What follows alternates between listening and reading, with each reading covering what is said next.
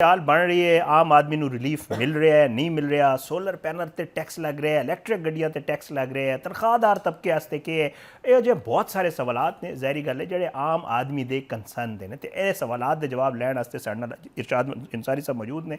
ਅਸੀਂ ਸਪੈਸ਼ਲ ਦਾਅਵਤ ਦਿੱਤੀ ਹੈ ਤਾਂ ਕਿ ਜ਼ਰਾ ਪੁੱਛ ਲਈਏ ਇਹਨਾਂ ਤੋਂ ਕਿ ਵਾਕਈ हुकूमत कोई रिलीफ ही देन जा रही है या बस गल्लां बातां ने। बहुत बहुत शुक्रिया इरशाद अंसारी साहब, तुसीं प्रोग्राम में शिरकत की।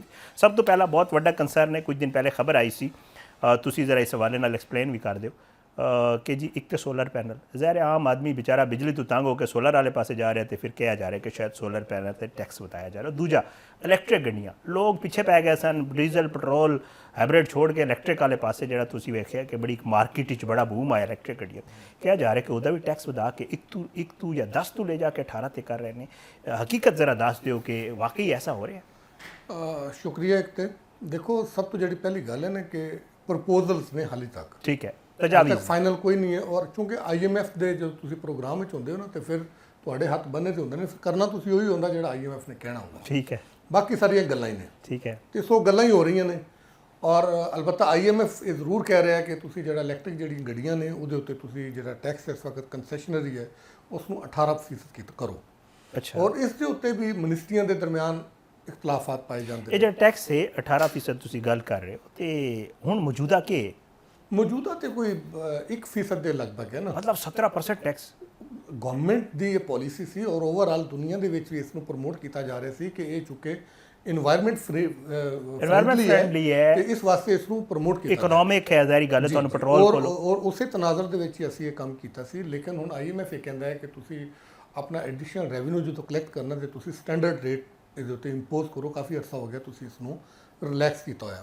लेकिन जी दूसरी तरफ असी मिनिस्ट्री ऑफ इंडस्ट्रीज़ ने जी नई जी ऑटो पॉलिसी इंट्रोड्यूस करवाई है, उस EV ਨੂੰ प्रमोट करने ਲਈ काफ़ी उन्होंने सहूलतां रिकमेंड कीतियां ने। ओके, अच्छा, रिकमेंडेशंस है ने, रिकमेंडेशन उन्होंने दी है। ठीक है, ये हुण आपस में कंट्राडिक्शन चल रही है। ठीक है, IMF ये कह रहा है कि तुसीं टैक्स लगाओ, ठीक है, और मिनिस्ट्री ये कह रही है कि अगर असीं टैक्स लगावांगे तो इहदे नाल हौसला अफजाई की बजाय हौसला शिकनी होएगी और डिस्करेज और IMF समेत दुनिया भर दे विच कहा जा रहा है कि तुसीं इन्वायरमेंट जिहड़ा है वो काफ़ी मसाइल पैदा हो रहे हैं, उहदे नाल माहौलियाती आलूदगी दे नाल तुसीं ऐसी पॉलिसी इंट्रोड्यूस करवाओ जिस दे नाल माहौलियात नूं उहदे उत्ते अच्छा असर पवे। ठीक है, ते असीं उसे तनाज़र दे विच फ्यूल दा जिहड़ा बिल है वो तो एक अलहदा इंपैक्ट है ही है, ठीक है, लेकिन इस दे नाल इन्वायरमेंट का भी एक फैक्टर है। तो लिहाजा इस वास्ते असीं इकदाम इसलिए कर रहे हैं कि इन्वायरमेंट फ्रेंडली जितनी पॉलिसियां ने, जितने इकदाम ने, उन्होंने फरोग दिता जाए। ठीक है, तो हुण ये गालबन कल और परसों का दिन है, उस फाइनल हो जाएगा। IMF के नाल हतमी मुशावरत हो रही है। ये चूँकि इस मत जी बजट साजी हो रही है ना, वो क्या जा रहा है कि टैक्स पॉलिसी ऑफिस जो बनाया गया, चूँकि वो FBR तो अलहदा कर दिया गया, वो कर रहे हैं। लेकिन वो भी लोग तो FBR के बैठे ने, फाइनल इनपुट जो FBR अल्टीमेटली हुई है। ठीक है, तो लिहाजा अगर लगाया भी गया, मेरा ख्याल है शायद ना लगान, पहली गल। ठीक है, अगर लगाया भी गया तो 18% नहीं होएगा, फिर घट हो सकता, घट होएगा, 5% कर देंगे, 8% कर देंगे। तो मेरे सवाल का दूजा हिस्सा सी सोलर। हाँ, सोलर जी, सोलर के उत्ते भी ये आ रहा है कि जी उसके उत्ते भी स्टैंडर्ड रेट लगा दिता जाए 18। हाँ, और उस दे विच थोड़ा जिहा हुकूमत भी जिहड़ा है वो कर रही है कि चूँकि जदों सोलराइजेशन की तरफ लोग जाते हैं और नैशनल ग्रिड दे विच तुहाडी बिजली निकल रही है तो तुहाडे अगे कंजम्पशन कोई नहीं, IPPs दे नाल मुआहदे ते है ने। ठीक है, और फिर तुहानूं उन्हां नूं कैपेसिटी पेमेंट हो देनी पैंदी है, तो लोग ग्रिड चों निकल रहे हैं। ठीक है, तो इस वास्ते गवर्नमेंट भी ये चाहती है कि कुछ इस उत्ते कीता जाए, लेकिन डिस्करेज करे ताकि लोग जिहड़ा अवामी प्रेशर भी है। ठीक है, और उहदे विच मुख्तलिफ तजावीज़ ने, लेकिन तुहाडे कोल ऑलरेडी सोलर इतना आ चुकिया होया, हाँ, जाहिर है कि वो भी अगर तुसीं इंपोर्ट ना भी करो, और फिर हुण ते लोकल भी जिहड़ी है सोलर की जिहड़ी प्रोडक्शन शुरू हो गई है, तो वो भी उसकी खपत भी इतनी है कि उहदा तुहाडा अच्छा खासा तुहाडी बिजली की जिहड़ी प्रोडक्शन है गवर्नमेंट की, नैशनल ग्रिड है, उसके अच्छा खासा इंपैक्ट आएगा। ठीक है, ये भी प्रपोजल जरूर है कि सोलर को किसी तरीके नाल टैक्स नेट लिया जाए कि उन्होंने एडिशनल रेवन्यू भी आए और लोग ਜਿਹੜੇ बेदरेक सोलर की तरफ जा रहे हैं उसनों किसी तरीके नाल रोकया जाए। लेकिन देखो, अगर तुसीं सोलर के उत्ते टैक्सेशन की तरफ जाओगे तो हुण जिहड़ा रुझान वधदा जा रहा है, तुसीं जिहड़ी पहली पॉलिसी लैके आए हो ना कि तुसीं कहा कि जी ठीक है असीं ਇੱਕ ਸਰਟਨ ਲਿਮਿਟ ਤੱਕ ਦੇ ਜਿਹੜੇ ਮੈਗਾਵਾਟ ਤੇ ਸੋਲਰ ਦੇ ਪੁਰਾਣੇ ਲੋਕ ਹੈ ਨੇ, ਜਿਨ੍ਹਾਂ ਦੇ ਪੁਰਾਣੇ ਐਗਰੀਮੈਂਟ ਨੇ, ਉਹਨਾਂ ਨੂੰ ਅਸੀਂ ਨਹੀਂ ਛੇੜਾਂਗੇ। ਨਾਲ ਹੁਣ ਵੀ ਕਹਿ ਰਹੇ ਨੇ ਕਿ 25 kV ਤੇ ਥੱਲੇ ਅਸੀਂ ਕੋਈ ਟੈਕਸ ਵੈਕਸ ਵੀ ਨਹੀਂ ਲਾ ਰਹੇ, ਕਰਾਂਗੇ। ਠੀਕ ਹੈ।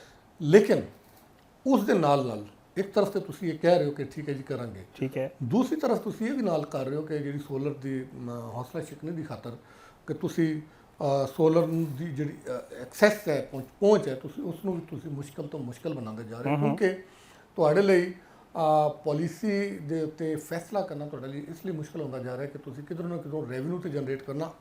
ਅੱਜ ਵੀ ਉਹਦੀ ਆਪਣਾ ਅਵੈਸ ਲਗਾਰੀ ਦੀ ਜਿਹੜੀ ਹੈ ਉਹ ਸਟੇਟਮੈਂਟ ਔਰ ਪ੍ਰੈਸ ਕਾਨਫਰੰਸ ਵਿੱਚ ਛਪੀ ਦੀ ਹੈ, ਜਿਸ ਦੇ ਵਿੱਚ ਉਹਨਾਂ ਨੇ ਕਿਹਾ ਕਿ ਅਸੀਂ ਸੋਲਰ ਦੇ ਉੱਤੇ ਜਿਹੜੇ ਪੁਰਾਣੇ ਲੋਕ ਨੇ ਉਹਨਾਂ ਨੂੰ ਅਸੀਂ ਇੰਪੈਕਟ ਨਹੀਂ ਕਰ ਰਹੇ। ਲੇਕਿਨ ਮੇਰੀ ਇਤਲਾਤ ਇਹ ਨੇ ਕਿ ਰਾਏ ਮੈਨੂੰ ਇਹ ਦੱਸਦੇ ਨੇ ਕਿ ਪੰਜਾਬ ਤੇ ਸ਼ਾਇਦ ਇਹ ਕਾਰਨ ਵੀ ਜਾ ਰਹੀ ਹੈ ਕਿ ਇਹ ਟੈਕਸ ਤੋਂ ਇਲਾਵਾ ਨਾਨ ਟੈਕਸ ਰੈਵਨਿਊ ਦੇ ਵੀ ਕੋਈ ਐਸੇ ਇਕਦਾਮਾਤ ਇੰਟਰੋਡਿਊਸ ਕਰਵਾਉਣਗੇ ਕਿ ਜਿਸ ਦੇ ਵਿੱਚ ਸੋਲਰ ਦੇ ਉੱਤੇ ਕੋਈ ਬਰਡਨਿੰਗ ਹੋਏਗੀ ਔਰ ਲੋਕ ਸੋਲਰ ਤੋਂ ਥੋੜ੍ਹਾ ਜਿਹਾ ਪਿੱਛੇ ਹਟਣਗੇ ਜਾਂ ਡਿਸਕਰੇਜ ਹੋਣਗੇ, ਕਿਉਂਕਿ ਹੁਣ ਵੈਸੇ ਹੀ ਲੋਕ ਜਿਹੜੇ ਨੇ ਉਹ ਨੈਟ ਮੀਟਰਿੰਗ ਤੋਂ ਬਾਹਰ ਹੋ ਰਹੇ ਨੇ, ਹਾਈਬ੍ਰਿਡ ਤੇ ਜਾ ਰਹੇ ਨੇ। ਹਾਂਜੀ, ਹਾਈਬ੍ਰਿਡ ਦੀ ਤਰਫ ਜਾ ਰਹੇ ਨੇ ਔਰ ਉਸ ਦੇ ਉੱਤੇ ਇਨਵੈਸਟਮੈਂਟ ਵੀ ਬਹੁਤ ਹੋ ਰਹੀ ਹੈ ਔਰ ਹਾਈਬ੍ਰਿਡ ਬੈਟਰੀਆਂ ਜਿਹੜੀਆਂ ਉਹ ਪਾਕਿਸਤਾਨ ਵਿੱਚ ਵੀ ਬਣਨੀਆਂ ਜਿਹੜੀਆਂ ਸ਼ੁਰੂ ਹੋ ਗਿਆ ਤੇ ਲਿਹਾਜ਼ਾ ਲੋਕ ਵੈਸੇ ਹੀ ਨੈਟ ਮੀਟਿੰਗ ਦੀ ਬਜਾਏ ਇੰਡੀਪੈਂਡੈਂਟਲੀ ਜਿਹੜਾ ਨਾ ਆਪਣਾ ਬੈਟਰੀਆਂ ਲਗਾ ਕੇ ਤੇ ਉਸ ਦੀ ਤਰਫ ਜਾ ਰਹੇ ਨੇ ਤੇ ਲਿਹਾਜ਼ਾ ਅੱਜ ਵੀ ਇਸ ਦੇ ਉੱਤੇ ਮੀਟਿੰਗ ਹੋਈ ਹੈ। ਅੱਛਾ FBR ਦੇ ਵਿੱਚ ਜਿਸ ਵਕਤ ਮੈਂ ਤੁਸੀਂ ਗੱਲ ਕਰ ਰਹੇ ਸੀ, ਜਦੋਂ ਮੈਂ ਤੁਹਾਨੂੰ ਕਿਹਾ ਸੀ ਕਿ ਮੈਂ ਥੋੜੀ ਜਿਹੀ ਖਬਰ ਫਾਈਲ ਕਰਕੇ ਤੇ ਫਿਰ ਮੈਂ ਆਉਣਾ ਜੀ, ਉਹ FBR ਦੇ ਵਿੱਚ ਟੈਕਸੇਸ਼ਨ ਦੇ ਉੱਤੇ ਹੀ ਮੀਟਿੰਗ ਹੋ ਰਹੀ ਸੀ। ਠੀਕ ਹੈ। ਉਹ ਜਿਹੜੀਆਂ ਸਾਰੀਆਂ ਫੀਲਡ ਫਾਰਮੇਸ਼ਨ ਦੀਆਂ ਜਿਹੜੀਆਂ ਪ੍ਰਪੋਜ਼ਲਸ ਆਈਆਂ ਸਨ, FPCC ਦੀਆਂ ਆਈਆਂ ਸਨ, ਬਿਜ਼ਨਸ ਕੌਂਸਲ ਦੀਆਂ ਆਈਆਂ ਸਨ, ਓਵਰਸੀਜ਼ ਚੈਂਬਰਸ ਦੀਆਂ ਆਈਆਂ ਸਨ, ਪਾਕਿਸਤਾਨ ਚੈਂਬਰਸ ਜਿਤਨੇ ਬਣੇ ਦੇ ਨੇ ਉਹਨਾਂ ਦੀ ਜਿਹੜੀ ਪ੍ਰਪੋਜ਼ਲਸ ਆਈਆਂ ਸੀ ਉਹਨਾਂ ਨੂੰ ਲੈ ਕੇ ਤੇ ਉਹਨੂੰ ਫਾਈਨਲਾਈਜ਼ ਕੀਤਾ ਜਾ ਰਿਹਾ ਹੈ, ਕਿਉਂਕਿ ਫਾਈਨਲ ਸਟੇਜ ਵਿੱਚ ਹੈ। ਆਲਮੋਸਟ ਅਗਲੇ 1-2 ਦਿਨਾਂ ਦੇ ਵਿੱਚ ਬਜਟ ਤੇ 5 ਦਾ ਕਹਿ ਰਹੇ ਨੇ ਕਿ ਸ਼ਾਇਦ 5 ਨੂੰ ਮਸਲਾ ਜਾਇਜ਼ਾ ਹੈ, ਉਹਨੂੰ ਤੁਸੀਂ ਫਾਈਨਲ ਕਰਨਾ। 5 ਤਾਰੀਖ ਨੂੰ ਪਹਿਲੇ ਵਫਾਕੀ ਕਬੀਨਾ ਦਾ ਖਸੂਸੀ ਇਜਲਾਸ ਹੋਏਗਾ, ਉਸ ਦੇ ਵਿੱਚ ਫਿਰ ਇਹਦੀ ਅਪਰੂਵਲ ਦੇ ਕੇ ਤੇ ਉਸੇ ਦਿਨ ਸ਼ਾਮ ਨੂੰ ਜਿਹੜਾ ਬਜਟ ਪੇਸ਼ ਕਰ ਦਿੱਤਾ। ਅੱਛਾ, ਇੱਕ ਹੋਰ ਗੱਲ ਦੱਸੋ, ਬੜਾ ਕੰਸਰਨ ਹੈ ਜ਼ਾਹਿਰੀ ਗੱਲ ਹੈ, ਔਰ ਇਹ ਹੁੰਦਾ ਤਨਖਾਹਦਾਰ ਤਬਕਾ ਜਾਂ ਪੈਨਸ਼ਨਰਸ, ਉਹਨਾਂ ਦੇ ਹਵਾਲੇ ਨਾਲ ਵੀ ਬੜੇ ਮੁਤਜ਼ਾਦ ਮਾਮਲਾਤ ਨੇ ਔਰ ਮੁਤਜ਼ਾਦ ਖਬਰਾਂ ਆ ਰਹੀਆਂ ਨੇ। ਇਹ ਵੀ ਜ਼ਰਾਇਤ ਤੋਂ ਖਬਰਾਂ ਨੇ ਕਿ ਸ਼ਾਇਦ ਰਿਲੀਫ ਦਿੱਤਾ ਜਾ ਰਿਹਾ ਹੈ, ਉਹਨਾਂ ਵਾਸਤੇ ਬਿਹਤਰ ਮਾਮਲਾ ਕੀਤਾ ਜਾ ਰਿਹਾ ਹੈ। ਇਹਨਾਂ ਜਿਹੜਾ ਤਨਖਾਹਦਾਰ ਤਬਕਾ ਹੈ ਤੇ ਜਿਹੜੇ ਪੈਨਸ਼ਨਰਸ ਨੇ, ਕੋਈ ਖੁਸ਼ਖਬਰੀ ਹੈ, ਕੋਈ ਤਨਖਾਹ ਵੱਧ ਰਹੀ ਹੈ, ਪੈਨਸ਼ਨ ਵੱਧ ਰਹੀ ਹੈ, ਜਾਂ ਇਸ ਦਫਾ ਕੋਈ ਹਲਕਾ ਫੁਲਕਾ ਇੰਕਰੀਮੈਂਟ ਲੱਗ ਸਕਦਾ? ਨਹੀਂ, ਤਨਖਾਹ ਤੇ ਵਧੇਗੀ। ਉਸ ਦੇ ਨਾਲ ਇਸ ਦਫਾ ਜਿਹੜੀ ਚੀਜ਼ ਸੁਣਨ ਚ ਆ ਰਹੀ ਹੈ ਕਿ ਜਿਹੜੇ ਅਲਾਉਂਸਸ ਨੇ, ਖਾਸ ਕਰ ਜਿਹੜਾ ਫਿਊਲ ਦੇ ਵਧਣ ਦੇ ਨਾਲ ਜਿਹੜਾ ਟਰੈਵਲ ਜੀ ਉਸ ਦੇ ਵਿੱਚ ਵੀ ਕੋਈ ਇਜ਼ਾਫੇ ਦਾ ਇਮਕਾਨ ਹੈ। ਮੈਡੀਕਲ ਅਲਾਉਂਸ ਦੇ ਵਿੱਚ ਵੀ ਚੰਗੀਆਂ ਖਬਰਾਂ ਨੇ ਸਰਕਾਰੀ ਲੋਕਾਂ ਵਾਸਤੇ। ਦੇਖਿਏ, ਪ੍ਰਪੋਜ਼ਲਾਂ ਜਿਹੜੀਆਂ ਨੇ ਨਾ, 3 ਪ੍ਰਪੋਜ਼ਲਾਂ ਨੇ, ਹਰ ਸਾਲ ਇਹ ਐਕਸਰਸਾਈਜ਼ ਹੁੰਦੀ ਹੈ। ਇਹਦਾ ਜਿਹੜਾ ਫਾਈਨਲ ਡਿਸੀਜਨ ਹੁੰਦਾ ਨਾ, ਉਹ ਪੋਲੀਟੀਕਲੀ ਹੁੰਦਾ ਹੈ।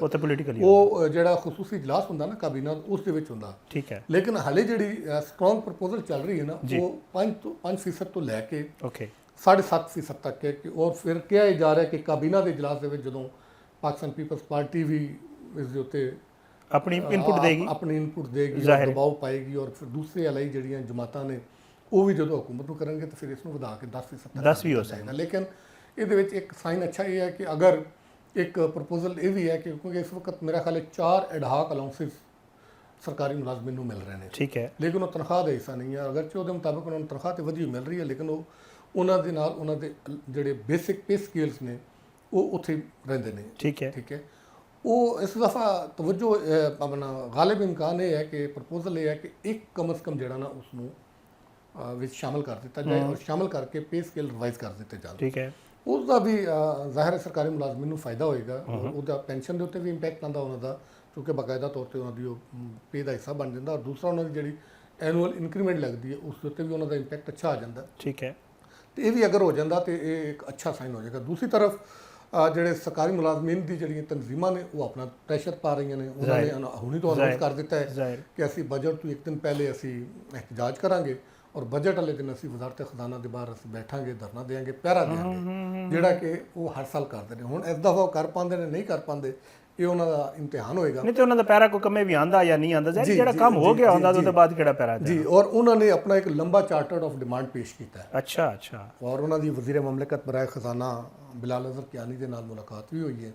ਉਸ ਦੇ ਵਿੱਚ ਵੀ ਉਹਨਾਂ ਨੇ ਕਿਹਾ, ਉਹਨਾਂ ਨੇ ਤਾਂ ਕਿਹਾ ਜੀ 150% ਇਜ਼ਾਫਾ ਕੀਤਾ ਜਾਏ। ਅੱਛਾ, ਤਨਖਾਹਾਂ ਦੇ ਵਿੱਚ। ਔਰ ਇਸੇ ਤਰ੍ਹਾਂ ਮੈਡੀਕਲ ਅਲਾਉਂਸ ਜਿਹੜਾ ਉਹਨਾਂ ਨੇ ਕਿਹਾ ਜੀ ਗ੍ਰੇਡ 1 ਤੋਂ 16 ਤੱਕ ਵਾਲੇ ਜਿਹੜੇ ਨੇ ਉਹਨਾਂ ਨੂੰ ਕਮ ਅਜ਼ ਕਮ ਜਿਹੜਾ ਹੈ ਉਹ ਕੋਈ ਮੇਰਾ ਖਿਆਲ 17,000 ਦਾ ਕਿਹਾ ਔਰ ਉੱਪਰ ਵਾਲੇ ਦਾ 15,000 ਮੈਡੀਕਲ ਅਲਾਉਂਸ ਵੀ ਇਸ ਤਰ੍ਹਾਂ ਉਹਨਾਂ ਨੇ ਕਿਹਾ ਜੀ ਉਹ ਵਧਾਇਆ ਜੇ 18000 ਕੀਤਾ ਜਾਏ। ਠੀਕ ਹੈ। ਔਰ ਖਾਸ ਕਰ ਜਿਹੜੇ ਰਿਟਾਇਰਡ ਮੁਲਾਜ਼ਮੀਨ ਰਿਟਾਇਰਡ ਹੋ ਜਾਂਦੇ ਨੇ ਉਹਨਾਂ ਨੂੰ ਕੋਈ ਗਾਲਬਨ 5% ਜਾਂ ਕਿਤਨਾ ਮਿਲਦਾ ਹੈ ਠੀਕ ਹੈ। ਮੈਡੀਕਲ ਅਲਾਉਂਸ ਨਾ ਜਿਹੜਾ ਉਹ ਰਿਟਾਇਰਮੈਂਟ ਜੀ। ਉਹ ਕਹਿੰਦੇ ਨੇ ਔਰ ਉਹ ਉਹਨਾਂ ਦੀ ਗੱਲ ਵੀ ਜਾਇਜ਼ ਹੈ। ਠੀਕ ਹੈ। ਇੱਕ ਬੰਦੇ ਨੇ ਆਪਣੀ ਆਲਮੋਸਟ ਸਾਰੀ ਜ਼ਿੰਦਗੀ ਸਰਕਾਰ ਨੂੰ ਦਿੱਤੀ ਦੀ ਹੁੰਦੀ ਹੈ। ਹਾਂ ਤੇ ਫਿਰ ਰਿਟਾਇਰਮੈਂਟ ਦੇ ਬਾਅਦ ਫਿਰ ਜਿਸ ਵਕਤ ਇਨਸਾਨ ਰਿਟਾਇਰ ਹੁੰਦਾ ਮਤਲਬ ਤੁਸੀਂ ਔਰ ਅਸੀਂ ਵੀ ਉਸ ਉਮਰ ਦੇ ਉਸੇ ਸਟੇਜ 'ਚ ਹਾਂ ਤਾਂ ਤੁਸੀਂ ਦੇਖੋ ਨਾ ਉਸ ਵਕਤ ਹੈਲਥ ਦੇ ਇਸ਼ੂਜ਼ ਵੀ ਹੁੰਦੇ ਨੇ ਔਰ ਜ਼ਰੂਰਤ ਵੀ ਹੁੰਦੀ ਹੈ ਯੈਸ ਚੀਜ਼ਾਂ ਦੀ। ਯੈਸ ਤੇ ਉਸ ਵਕਤ ਤੁਸੀਂ ਹੈਲਥ ਦਾ ਜਿਹੜਾ ਹੈ ਉਹ ਅਲਾਉਂਸ ਕਹਿ ਲਓ ਜਾਂ ਤੁਸੀਂ ਕੁਸ਼ਨ ਕਹਿ ਲਓ ਜਿਹੜਾ ਬਜਟ ਦਾ ਉਹ ਬਜਾਏ ਇਸ ਦੇ ਕਿ ਤੁਸੀਂ ਵਧਾਓ ਕਿ ਉਸ ਵਕਤ ਬਿਮਾਰੀਆਂ ਦੇ ਚਾਂਸਸ ਜ਼ਿਆਦਾ ਹੁੰਦੇ ਨੇ ਉਹ ਘੱਟ ਹੋ ਜਾਂਦਾ ਉਹ ਤੁਸੀਂ ਕੰਮ ਕਰ ਦਿੰਦੇ ਹੋ। ਜਵਾਨੀ ਚ ਮਤਲਬ ਜਦੋਂ ਜ਼ਰੂਰਤ ਨਹੀਂ ਤੇ ਤੁਸੀਂ ਜ਼ਿਆਦਾ ਕੀਤਾ ਹੈ ਉਸ ਵਕਤ ਤੁਹਾਡੀ ਜ਼ਿਆਦਾ ਹੁੰਦੀ ਹੈ ਤੁਸੀਂ ਉਹ ਨਹੀਂ ਹੁੰਦਾ ਤੇ ਉਹ ਵੀ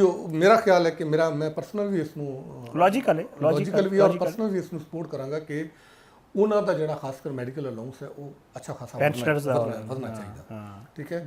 ਇੱਕ ਹੋਰ ਚੀਜ਼ ਹੈ ਇੱਕ ਹੋਰ ਤਬਕਾ ਜਿਹੜਾ ਨੈਗਲੈਕਟਡ ਹੁੰਦਾ ਵੈਸੇ ਤੇ ਪ੍ਰਾਈਵੇਟ ਸੈਕਟਰ ਆਲਮੋਸਟ ਸਾਰਾ ਹੀ ਹੁੰਦਾ ਹੈ ਲੇਕਿਨ EOBI ਦੀ ਜਿਹੜੀ ਪੈਨਸ਼ਨ ਹੈ ਠੀਕ ਹੈ ਉਹ ਮਤਲਬ ਕੁਫਰ ਟੂਟਾ ਖੁਦਾ ਕਰਕੇ ਥੋੜਾ ਜਿਹਾ ਉਹਨਾਂ ਨੇ ਵਧਾਈ ਠੀਕ ਲੇਕਿਨ ਉਤਨਾ ਨਹੀਂ ਹੈ ਕੋਈ 11000 ਸਮਥਿੰਗ ਮੇਰਾ ਖਿਆਲ ਹੈ 11500 ਰੁਪਇਆ ਕਰ ਦਿੱਤੀ ਹੈ।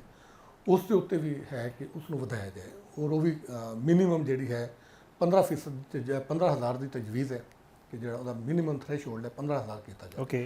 ਔਰ ਅਗਰਚੇ ਇੰਡਸਟਰੀਅਲਿਸਟ ਜਿਹੜੇ ਨੇ ਇਸ ਦੀ ਮੁਖਾਲਫਤ ਕਰਦੇ ਨੇ ਉਹ ਕਹਿੰਦੇ ਸਾਡੀ ਜਿਹੜੀ ਕਾਸਟ ਜਿਹੜੀ ਹੈ ਬਰਡਨ ਵੱਧ ਜਾਂਦਾ ਹੈ ਤੇ ਔਰ ਫਿਰ ਇਸੇ ਤਰ੍ਹਾਂ ਮਿਨੀਮਮ ਵੇਜ ਜਿਹੜੀ ਹੈ ਉਹ ਵੀ ਉਹਨਾਂ ਦਾ ਮੁਤਾਲਬਾ ਹੈ ਕਿ 50000 ਰੁਪਏ ਕੀਤਾ ਜਾਏ ਕਿਉਂਕਿ ਮਹਿੰਗਾਈ ਜਿਸ ਜਿਹੜੀ ਸੂਰਤ ਹਾਲ ਹੈ ਜ਼ਾਹਿਰ ਹੈ ਤੇ ਉਹਨਾਂ ਦੇ ਚਾਰਟ ਲੇਕਿਨ ਮੈਂ ਤੁਹਾਨੂੰ ਇੱਕ ਗੱਲ ਦੱਸਾਂ ਜੀ ਜਦੋਂ ਵੀ ਤੁਸੀਂ IMF ਦੇ ਪ੍ਰੋਗਰਾਮ ਦੇ ਵਿੱਚ ਆਉਂਦੇ ਹੋ ਤਾਂ ਫਿਰ ਮਜਬੂਰੀਆਂ ਤੁਹਾਡੀਆਂ ਵੱਧ ਜਾਂਦੀਆਂ ਨੇ ਲੇਕਿਨ ਫਿਰ ਮੈਂ ਇਹ ਗੱਲ ਕਰਾਂਗਾ ਸ਼ਾਇਦ ਮੈਂ ਤੁਹਾਡੇ ਪਹਿਲੇ ਪ੍ਰੋਗਰਾਮ ਵਿੱਚ ਵੀ ਇੱਕ ਵਾਰੀ ਨਹੀਂ ਕਈ ਵਾਰੀ ਇਹ ਗੱਲ ਕਰ ਚੁੱਕੇ ਹਾਂ ਕਿ ਇਹ ਮਜਬੂਰੀਆਂ ਸਾਰੀਆਂ ਜਿਹੜੀਆਂ ਨੇ ਮੇਰੇ ਤੁਹਾਡੇ ਗਰੀਬ ਆਦਮੀ ਮਤਵਸਤ ਤਬਕਾ ਜਿਹੜਾ ਦਰਮਿਆਨਾ ਉਸ ਦੇ ਉੱਤੇ ਕਿਉਂ ਆਉਂਦੀਆਂ ਨੇ। ਠੀਕ ਹੈ। ਇਹ ਮਜਬੂਰੀਆਂ ਇਸ਼ਰਾਫੀਆ ਤੇ ਆਉਣੀਆਂ ਚਾਹੀਦੀਆਂ ਨੇ। ਇੱਕ ਲੰਬੀ ਲਿਸਟ ਹੈ ਮੈਂ ਤੁਹਾਨੂੰ ਖੁਦ FBR ਦਾ ਉਹਦੇ ਬਜਟ ਵੀ ਆਏਗਾ ਤੁਹਾਨੂੰ ਅਸੀਂ ਉਹਦੇ ਵਿੱਚ ਮੈਂ ਤੁਹਾਨੂੰ ਐਡਵਾਂਸ ਦੱਸ ਰਿਹਾ। ਠੀਕ ਹੈ।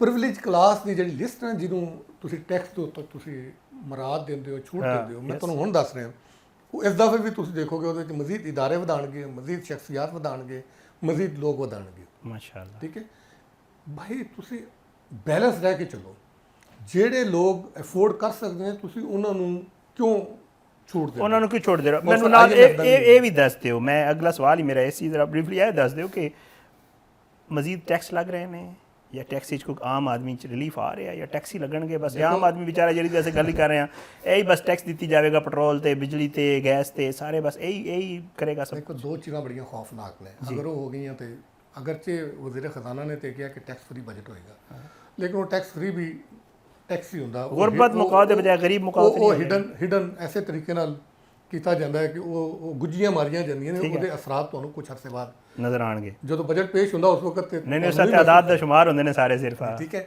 ਲੇਕਿਨ ਇੱਕ ਜਿਹੜੀ ਖੌਫਨਾਕ ਇਕਦਾਮ ਪ੍ਰਪੋਜ਼ ਕੀਤਾ ਗਿਆ ਨਾ IMF ਦੀ ਤਰਫੋਂ ਕਿ GST 18 ਤੋਂ 9% ਕਰ 19% ਕਰ ਦਿੱਤਾ ਜੀ ਜੀ ਇਹ ਬਹੁਤ ਖੌਫਨਾਕ ਇਕਦਾਮ ਹੋਏਗਾ। ਹਾਂ ਤੇ ਆਮ ਆਦਮੀ ਕਿਉਂਕਿ ਇਸ ਦੇ ਨਾਲ ਮਹਿੰਗਾਈ ਦਾ ਇੱਕ ਇਤਨਾ ਸਲਾਬ ਆਏਗਾ ਯੂ ਕਾਂਟ ਇਮੇਜਿਨ। ਠੀਕ ਹੈ ਹਰ ਚੀਜ਼ ਮਹਿੰਗੀ ਹੋ ਜਾਏਗੀ। ਇਹ ਸਫ਼ਰ ਸ਼ੁਰੂ ਹੋਇਆ ਸੀ 15% ਤੋਂ। ਦੇਖੋ ਅਗੇਨ ਐਂਡ ਅਗੇਨ ਮੈਂ ਕਹਾਂਗਾ ਟਰਸਟ ਡੈਫਿਸਿਟ ਹੈ। ਤੁਸੀਂ ਜਿਹੜੀ ਫਲੋਰ ਦੇ ਉੱਤੇ ਖੜੇ ਹੋ ਕੇ ਤੁਸੀਂ ਜਿਹੜੀ ਜ਼ੁਬਾਨ ਦਿੰਦੇ ਹੋ ਨਾ ਅਗਰ ਤੁਸੀਂ ਉਸ ਜ਼ੁਬਾਨ ਦਾ ਪਾਸ ਨਹੀਂ ਰੱਖਦੇ ਹੋ ਨਾ ਤਾਂ ਫਿਰ ਲੋਕ ਤੁਹਾਡੇ ਤੇ ਟਰਸਟ ਨਹੀਂ ਕਰਨਗੇ।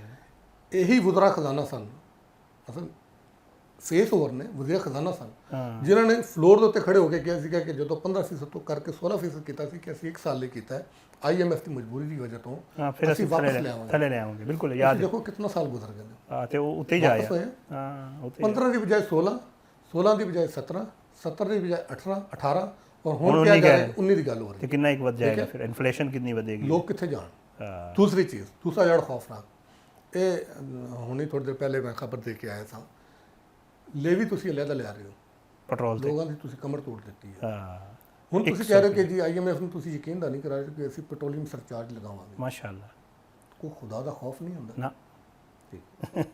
ਤੁਸੀਂ ਲੋਕਾਂ ਨੂੰ ਐਸੀ ਨਹਿਜ ਦੇ ਉੱਤੇ ਲੈ ਕੇ ਜਾ ਰਹੇ ਹੋ ਕਿ ਇਲਾਵਾ ਜਿਸ ਦਿਨ ਫਟਿਆ ਕੁਝ ਬਾਕੀ ਨਹੀਂ ਬਚੇਗਾ। ਔਰ ਦੂਸਰਾ ਤੁਸੀਂ ਦੇਖੋ ਤੁਸੀਂ ਆਪਣੇ ਘਰਾਂ ਦੇ ਬਿੱਲ ਵੀ ਦੇਖ ਰਹੇ ਹੋ ਅਸੀਂ ਤੇ ਉਹ ਕਹਿੰਦੇ ਨੇ ਕਿ ਤਾਦਾਦ ਵਧਾਉਣ ਵਾਲੀ ਗੱਲ ਹੈ।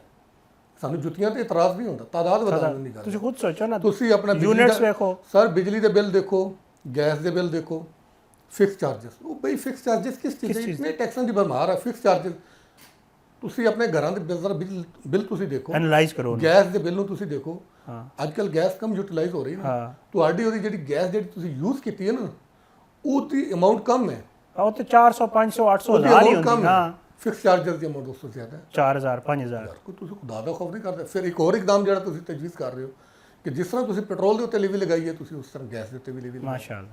ਤੁਸੀਂ ਕਿੱਧਰ ਲੈ ਕੇ ਜਾਣਾ ਚਾਹ ਰਹੇ? ਇੱਕ ਤਰਫ ਤੁਹਾਡੀ ਜਿਹੜੀ ਕੋਲ ਔਰ ਫੇਲ ਦਾ ਜਿਹੜਾ ਤਜ਼ਾਦ ਹੈ ਨਾ, ਇਹ ਜਦੋਂ ਤੱਕ ਨਹੀਂ ਮੁੱਕੇਗਾ ਨਾ, ਔਰ ਹੋਮ ਗਰੋਨ ਤੁਸੀਂ ਰੀਅਲ ਬੇਸਿਸ ਦੇ ਉੱਤੇ, ਲਿਪ ਸਰਵਿਸ ਨਹੀਂ, ਰੇਲ ਹਰ ਬੰਦਾ ਕਹਿੰਦਾ, ਹਰ ਵਜ਼ੀਰ ਖਜ਼ਾਨਾ ਕਹਿੰਦਾ ਕਿ ਅਸੀਂ ਹੋਮ ਗਰੋਨ ਪਾਲਿਸੀਆਂ ਬਣਾਵਾਂਗੇ, ਲੇਕਿਨ ਨੋ ਮਾਜ਼ਰਤ ਦੇ ਨਾਲ ਹੋਮ ਗਰੋਨ ਹੁੰਦੀਆਂ ਨਹੀਂ। IMF ਨੂੰ ਕੀ ਪਤਾ ਕਿ ਸਾਡੇ ਪਾਕਿਸਤਾਨ ਦੇ ਕੀ ਹਾਲਾਤ ਨੇ ਸਰ? ਕੀ ਹਾਲਾਤ ਨੇ, ਬੰਦਿਆਂ ਦਾ ਕੀ ਗੁਜ਼ਰ ਬਸਰ ਕਿਸ ਤਰ੍ਹਾਂ ਹੈ, ਉਹਨਾਂ ਦੀ ਇਨਕਮ ਕੀ ਹੈ। ਉਹ ਐਜ਼ ਅ ਬੈਂਕ ਦੇ ਤੌਰ ਤੇ ਦੋ ਤਰੀਕੇ ਨਾਲ ਉਹ ਚੱਲਦਾ ਹੈ। ਹਾਂ, ਇੱਕ ਉਹ ਆਰਮ ਟਵਿਸਟਿੰਗ ਟੂਲ ਹੈ ਅਮਰੀਕਾ ਦਾ, ਹਾਂ, ਠੀਕ ਹੈ, ਉਹ ਜੋ ਅਮਰੀਕਾ ਨੇ ਅਗਰ ਇਸ ਤਰ੍ਹਾਂ ਨਹੀਂ ਹੁੰਦਾ ਤਾਂ ਇਸ ਤਰ੍ਹਾਂ ਕਰਨਾ ਹੁੰਦਾ, ਉਹ IMF ਦੇ ਜ਼ਰੀਏ। ਦੂਸਰਾ ਉਹ ਇੱਕ ਬੈਂਕ ਦੇ ਤੌਰ ਤੇ ਆਪਰੇਟ ਕਰਦਾ ਹੈ। ਯੈਸ ਤੁਸੀਂ ਔਰ ਮੈਂ ਵੀ ਅਗਰ ਜਦੋਂ ਅਸੀਂ ਤੇ ਸਿਰਫ ਜਦੋਂ ਮਜਬੂਰੀ ਹੁੰਦੀ ਹੈ ਨਾ, ਅਸੀਂ ਲੋਨ ਲੈਣ ਜਾਂਦੇ ਤੇ ਅਸੀਂ ਜਸਟ ਸਾਈਨ ਕਰ ਦਿੰਦੇ ਹਾਂ, ਹਾਂ, ਠੀਕ ਹੈ।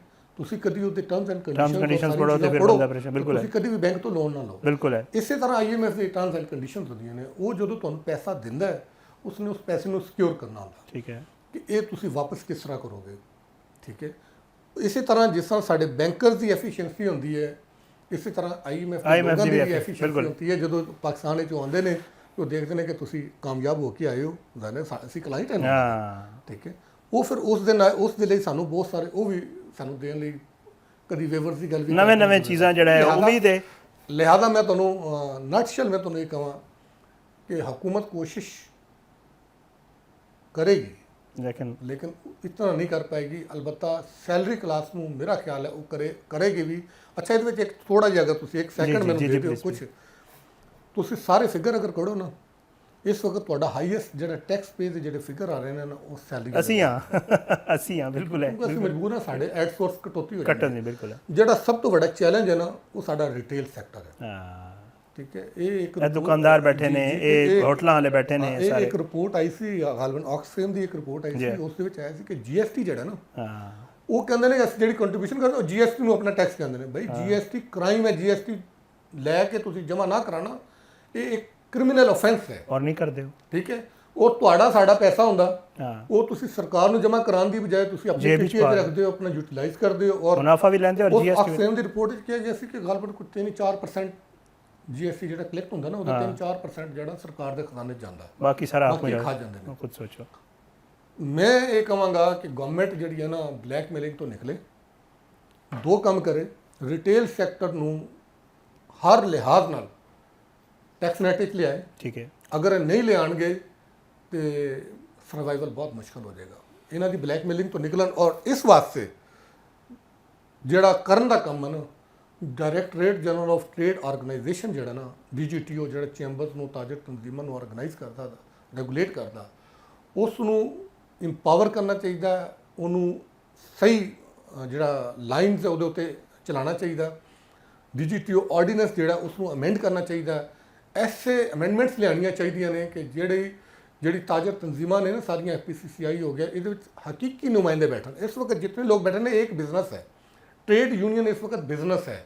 FPCCI ਤੋਂ ਲੈ ਕੇ ਚੈਂਬਰਸ ਤੱਕ ਇਹ ਸਾਰਾ ਇੱਕ ਬਿਜ਼ਨਸ ਹੈ। ਹੁਣ ਸਮਾਲ ਚੈਂਬਰਸ ਵੀ ਬਣ ਗਏ ਨੇ, ਇਹ ਇੱਕ ਪ੍ਰੈਸ਼ਰ ਗਰੁੱਪਸ ਬਣ ਗਏ ਨੇ, ਇਹ ਮਾਊਥ ਪੀਸਿਸ ਬਣ ਗਏ ਨੇ ਵੱਡੇ ਇੰਡਸਟਰੀਅਲਿਸਟ ਦੇ। ਹਕੂਮਤ ਜਿਹੜਾ ਕੋਈ ਟੈਕਸ ਲਗਾਉਣਾ ਚਾਹੁੰਦੀ ਹੈ, ਕੋਈ ਚੀਜ਼ ਕਰਨਾ ਚਾਹੁੰਦੀ ਹੈ, ਰੈਵਨਿਊ ਇਕਦਾਮ ਕਰਨਾ ਚਾਹੁੰਦੇ ਨੇ, ਕਿਉਂਕਿ ਬੜੇ ਜਿਹੜੇ ਮਗਰਮੱਛ ਨੇ ਉਹ ਗਰਮੀ ਦੇ ਨਿਕਲ ਜਾਂਦੇ ਨੇ ਬੜੀ ਆਸਾਨੀ ਨਾਲ। ਨਹੀਂ, ਗਰਮੀ ਦੇ ਵਿੱਚ ਬਾਹਰ ਨਹੀਂ ਆ ਸਕਦੇ, ਠੀਕ ਹੈ। ਉਹ ਇਹਨਾਂ ਦੇ ਉੱਤੇ ਇਨਵੈਸਟ ਕਰਦੇ ਨੇ, ਇਹ ਸਟਰੀਟ ਪਾਵਰ ਉਹਨਾਂ ਦੇ ਬਣਦੇ ਨੇ, ਇਹ ਉਹਨਾਂ ਦਾ ਇੰਧਨ ਬਣਦੇ ਨੇ, ਤੇ ਗਵਰਨਮੈਂਟ ਨੂੰ ਇਸ ਹੱਦ ਤੱਕ ਮਜਬੂਰ ਕਰ ਦਿੰਦੇ ਨੇ ਕਿ ਗਵਰਨਮੈਂਟ ਆਪਣੇ ਫੈਸਲੇ ਵਾਪਸ ਲੈਣਾ ਸ਼ੁਰੂ ਕਰ ਦਿੰਦੀ। ਉਹਦੀ ਵਜ੍ਹਾ ਕੀ ਹੈ? ਅਗਰ ਤਾਜਰ FPCCI ਚੈਂਬਰਸ ਦੇ ਵਿੱਚ ਅਗਰ ਹਕੀਕੀ ਨੁਮਾਇੰਦੇ ਆ ਗਏ ਜਿਹੜੇ ਟੈਕਸ ਪੇਅਰ ਹੋਣ, ਠੀਕ ਹੈ, ਜ਼ੀਰੋ ਦੀ ਰਿਟਰਨ ਵਾਲੇ ਨਹੀਂ, ਨੀਲ ਦੀ ਰਿਟਰਨ ਵਾਲੇ ਨਹੀਂ, ਪੀਨਟ ਟੈਕਸ ਦੇ ਕੇ ਮੈਂਬਰ ਬਣ ਕੇ ਐਗਜ਼ੈਕਟਿਵ ਮੈਂਬਰ ਬਣਨ ਵਾਲੇ ਨਹੀਂ, ਜਿਨ੍ਹਾਂ ਦੇ ਮੈਂਬਰਸ਼ਿਪ ਦੇ ਖਰਚੇ ਬੜੇ ਇਨਵੈਸਟਰ, ਬੜੇ ਇੰਡਸਟਰੀਅਲਿਸਟ ਖਰਚ ਪੂਰੇ ਕਰਦੇ ਨੇ, ਉਹ ਨਹੀਂ। ਹਕੀਕੀ ਤਾਜਰ ਜਿਹੜਾ ਟੈਕਸ ਦਿੰਦਾ, ਥ੍ਰੈਸ਼ਹੋਲਡ ਅੱਛੀ ਖਾਸੀ ਹੈ। ਅੱਛਾ, ਤੁਸੀਂ ਅਗਰ ਮੈਂਬਰਸ਼ਿਪ ਲਈ ਨਹੀਂ ਕਰ ਸਕਦੇ, ਕਮ ਸੇ ਕਮ ਆਫਿਸ ਬੇਅਰਰ ਲਈ ਜ਼ਰੂਰ ਕਰੋ। ਉਹਦੇ ਲਈ ਕੋਈ ਲਿਮਿਟ ਰੱਖੋ ਕਿ ਜਿਹੜਾ ਚੈਂਬਰ ਦਾ ਪ੍ਰੈਜ਼ੀਡੈਂਟ ਬੰਦਾ ਹੈ, ਅਗਰ ਇੰਡਸਟਰੀਅਲਿਸਟ ਬਣਦਾ ਤੇ ਉਹਦੀ ਕੀ ਲਿਮਿਟ ਹੈ, ਥ੍ਰੈਸ਼ਹੋਲਡ ਹੈ, ਅਗਰ ਕੋਈ ਤਾਜਰਾਂ ਦੇ ਵਿੱਚੋਂ ਆਉਂਦਾ ਤੇ ਉਹਦੀ ਕੀ ਲਿਮਿਟ ਹੈ। ਇਹ ਰੱਖੋ ਨਾ, ਤੁਸੀਂ ਦੇਖੋ ਨਾ ਨਿਲ ਦੀ ਰਿਟਰਨ ਜਮ੍ਹਾਂ ਕਰਵਾ ਰਹੇ ਨੇ, ਠੀਕ ਹੈ, ਸਿਰਫ ਮੈਂਬਰਸ਼ਿਪ ਲੈਣ ਲਈ। करेगा कौन सर? असल मसला पता ਇਹ है हुकूमत करेगी, अगर नहीं करेगी हुकूमत तो फिर ਜਿਹੜਾ ਅਸੀਂ ਇਸੇ ਤਰ੍ਹਾਂ ਅਸੀਂ ਰੋਂਦੇ ਰਹਾਂਗੇ। ਹਕੂਮਤੀ ਚ ਤੇ ਉਹ ਲੋਕ ਬੈਠੇ ਨੇ ਨਾ ਜਿਨ੍ਹਾਂ ਦੇ ਆਪਣੇ ਇੰਡਸਟਰੀਜ਼ ਨੇ, ਜਿਹੜੇ ਆਪ ਜਿਹੜਾ ਹੈ ਉਹਨਾਂ ਦੇ ਸਰ ਫਿਰ ਇਹ ਚੀਜ਼ਾਂ ਨਾ ਕਰਨ, ਇਹ ਐਕਸਰਸਾਈਜ਼ ਇਹ ਜਿਹੜੀ ਇਹ ਹੁਣ ਮੈਂ ਇਹਦੇ ਉੱਤੇ ਕੀ ਸਖਤ ਲਿਪ ਸਰਵਿਸ ਹੀ ਉਸ ਨੂੰ ਔਨ 에ਅਰ ਵੀ ਨਹੀਂ ਕਰ ਸਕਦੇ, ਤੁਸੀਂ ਵੀ ਅਤਾਬ ਵਿੱਚ ਆ ਜਾਓਗੇ ਤੇ ਮੈਂ ਵੀ ਅਤਾਬ ਵਿੱਚ ਆ ਜਾਵਾਂਗਾ, ਤੇ ਲਿਹਾਜ਼ਾ ਸਮਝਦੇ ਤੁਸੀਂ ਵੀ ਹੋ। ਜ਼ਾਹਿਰ ਕੱਲ ਮੈਂ ਹੱਕ ਜਿੰਨੀ ਹੱਦ ਤੱਕ ਤੁਸੀਂ ਸਮਝਦੇ ਹੋ ਤੁਹਾਨੂੰ ਆਵਾਜ਼ ਤੇ ਬੁਲੰਦ ਕਰਨੀ ਚਾਹੀਦੀ ਹੈ। ਸਾਡਾ ਕੰਮ ਇਹ ਹੈ ਕਿ ਵਿਦ ਇਨ ਲਿਮਿਟਸ ਜਿੰਨਾ ਅਸੀਂ ਗੱਲ ਤੇ ਕਰੀ ਆਪਣੀ ਕਰੀਏ। ਬਿਲਕੁਲ ਹੈ, ਬਹੁਤ ਹੋਣਾ ਚਾਹੀਦਾ। ਇਰਸ਼ਾਦ ਭਾਈ ਤੁਸੀਂ ਪ੍ਰੋਗਰਾਮ ਵਿੱਚ ਸ਼ਿਰਕਤ ਕੀਤੀ ਔਰ ਇਨਸ਼ਾਅੱਲਾ ਕਿਉਂਕਿ ਅੱਗੇ ਤੁਹਾਨੂੰ ਪਤਾ ਹੈ ਬਜਟ ਦੇ ਦਿਨ ਨੇ ਔਰ ਬਹੁਤ ਸਾਰੇ ਮਾਮਲਾਤ ਹੋਰ ਵੀ ਹੈ ਨੇ ਡਿਸਕਸ ਕਰਨ ਵਾਲੇ, ਔਰ ਇਨਸ਼ਾਅੱਲਾ ਤੁਹਾਡੇ ਨਾਲ ਗੱਲਬਾਤ ਹੁੰਦੀ ਰਹੇਗੀ। ਬਹੁਤ ਸ਼ੁਕਰੀਆ ਨਾਜ਼ਰੀਨ, ਇੱਕ ਛੋਟਾ ਜਿਹਾ ਬ੍ਰੇਕ ਦੇ ਬਾਅਦ ਵਾਪਸ ਆਣਾ ਤੇ ਕੁਝ ਮਜ਼ੀਦ ਮਾਮਲਾਤ ਤੇ ਗੱਲ ਕਰਾਂਗੇ।